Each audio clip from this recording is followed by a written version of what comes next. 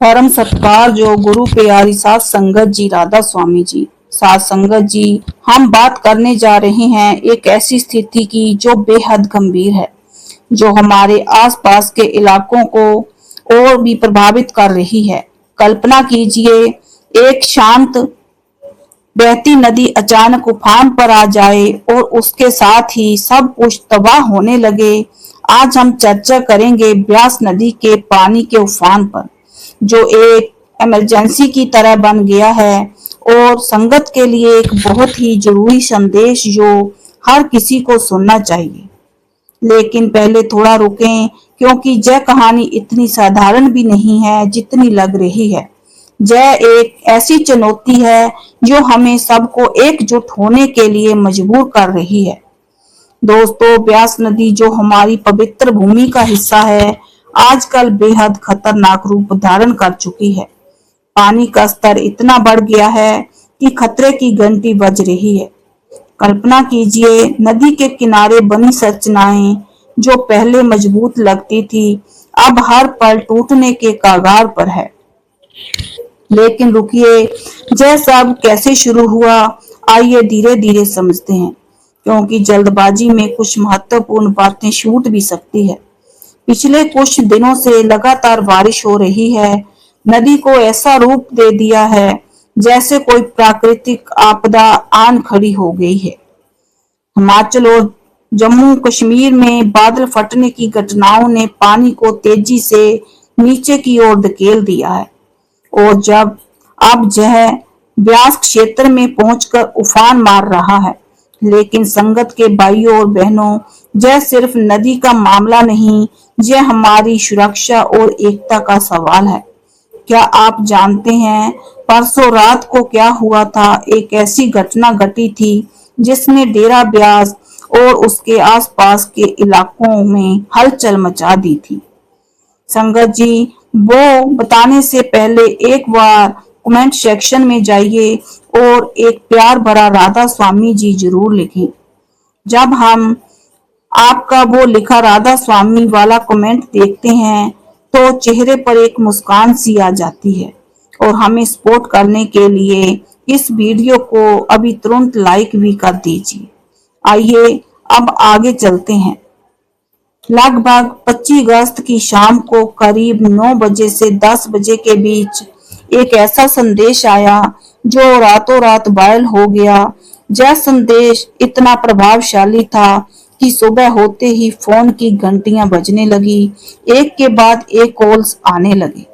सत्संग घरों में, कमेटी सदस्यों को, सेवादारों को और सभी केंद्रों पर हर कोई एक दूसरे को जागरूक कर रहा था।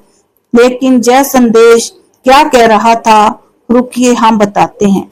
लेकिन पहले समझिए कि यह क्यों इतना महत्वपूर्ण था। संदेश में साफ साफ चेतावनी दी गई कि अगर तुरंत कार्रवाई ना की गई तो ब्यास में गंभीर समस्याएं हो सकती है।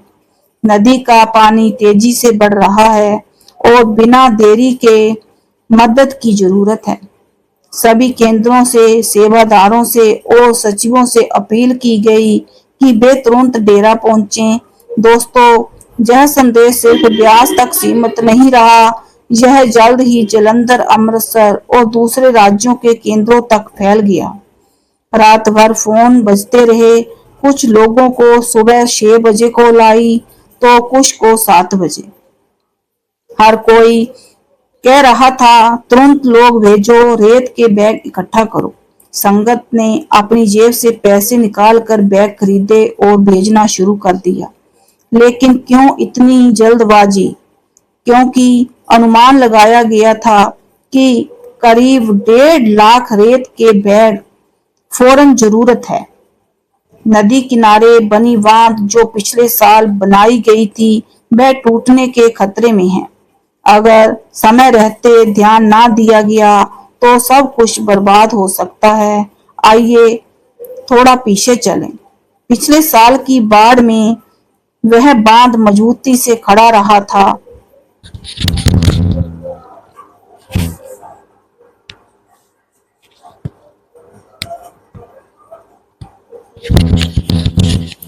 ब्यास पूरी तरह सुरक्षित रही।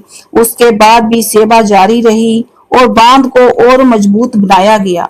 लेकिन आज पानी का स्तर लगातार बढ़ रहा है।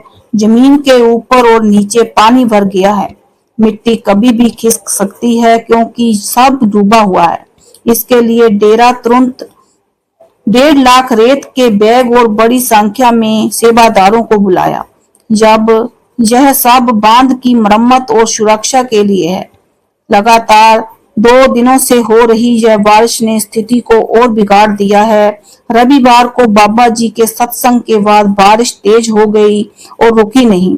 हिमाचल और जम्मू कश्मीर में बादल फटने से तेजी से नीचे आ रहा है पानी, जिससे ब्यास और आसपास के इलाकों को और भी खतरा हो गया है। सेवादारों को लगातार तैनात किया गया है।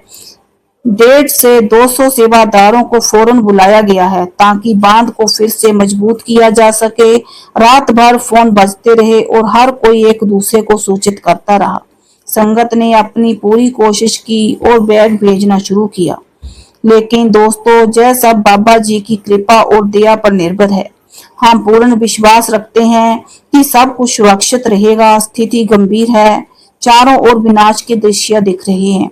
न्यूज चैनल और वीडियो दिखा रहे हैं कि हालात 2023 से भी बदतर है। लेकिन रुकिए, अब बाबा जी की भूमिका को समझिए। 20 अगस्त को गुरुवार शाम करीब 4 बजे बाबा जी ने का विमान उतरा। पहुंचते ही वे सीधे बांध की ओर गए। पूरे ब्यास नदी के किनारे का दौरा किया। लगभग आधे से 1 घंटे तक उन्होंने हर जगह ध्यान से जांच की और जहां जरूरी था निर्देश दिए। बाबा जी ने नदी पर अपनी दयालु नजर डाली और अगले दिन सिंगापुर के लिए रवाना हो गए। जो उन्होंने देखा और समझाया वह आज काम आ रहा है। वर्तमान में बाबा जी सिंगापुर में हैं।